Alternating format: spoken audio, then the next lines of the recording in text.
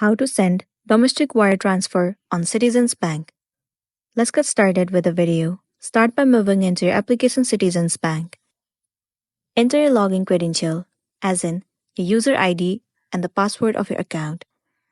Once you have entered the login credentials, simply click on Login at the bottom, and then you will be logged into your account. Once you have been logged in, head over to Send at the bottom of the screen, and then select Domestic Wire. It will land you on Space. Now enter the amount that you want to send. Once you have entered the amount, now you have to choose the Send From. Select One Deposit Checking, and then click on Send To. Enter the information of the person that you want to send.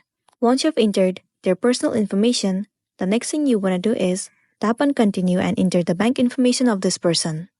Once you have entered the bank informations, click on Continue. Review the information and then click on Continue. Once all the information has been entered, click on Confirm and Send. And there you go, the wire has been scheduled on the date that you have entered. Once you reach the date, you will be good to go. That's a wrap for this video. If it was helpful, give it a like and check out our next tutorial. Thank you.